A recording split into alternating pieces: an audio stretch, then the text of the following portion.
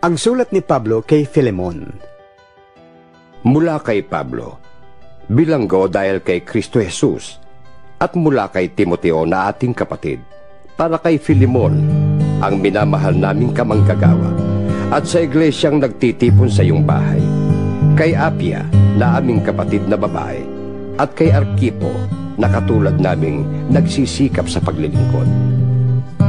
Sumainyo nawa ang pagpapala at kapayapaang mula sa Diyos na ating Ama at sa Panginoong Hesukristo. Lagi akong nagpapasalamat sa Diyos tuwing isinasama kita sa aking pananalangin, sapagkat nababalitaan ko ang pag-ibig na ipinapakita mo sa lahat ng hinirang ng Diyos at ang iyong pananampalataya sa Panginoong Hesus.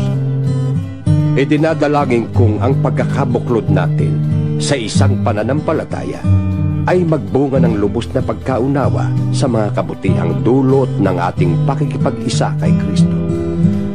Kapatid, ang pag-ibig na yun ay nagdulot sa akin ng malaking katuwaan at kaaliwan, sapagkat dahil sa iyo, sumigla ang kalooban ng mga hinirang ng Diyos.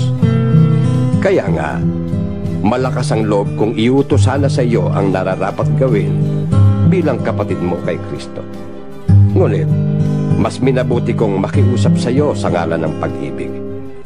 Akong si Pablo, nasugo ni Kristo Jesus, at ngayon nakabilanggo dahil sa Kanya, ay nakikiusap sa iyo tungkol kay Onesimo, na anak ko sa pananampalataya. Nahikayat ko siya sa pananampalataya habang ako'y naririto sa bilangguan. Dati, hindi mo siya mapakinabangan.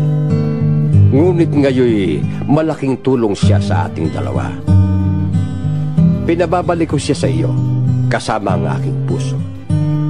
Ibig ko sanang manatili na siya sa aking piling upang siya ang maglingkod sa akin habang ako'y nakabilanggo dahil sa magandang balita. At sa gayon para na rin ikaw ang kasama ko rito. Ngunit ayokong gawin yon nang wala kang pahintulot, upang maging kusa ang pagtulong mo sa akin at hindi sa pilitan. Marahil, nalayo sa iyo si Onesimo ng konting panahon, upang sa pagbabalik niya makasama mo siya habang panahon. Hindi lamang bilang isang alipin, kundi bilang isang minamahal na kapatid.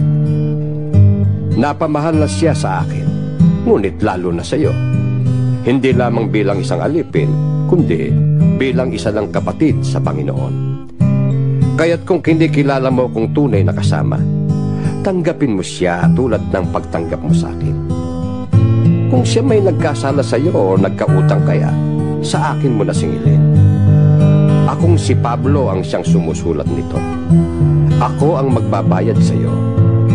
Hindi ko na dapat banggitin pa na utang mo sa akin ang iyong pagkakilala kay Kristo. Ipinapakiusap ko lamang sa iyo, alang-alang sa Panginoon. Pagbigyan mo ang aking kahilingan. Pasayahin mo naman ako bilang kapatid kay Kristo. Lubos akong naniniwala na gagawin mo ang hinihiling ko sa sulat na ito, at maaaring higit pa rito.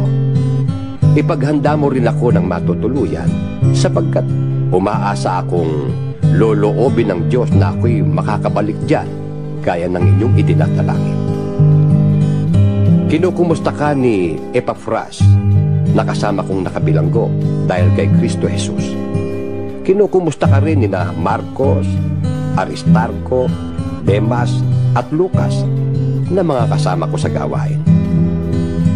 Naway sumainyong lahat ang pagpapala ng ating Panginoong Hesukristo.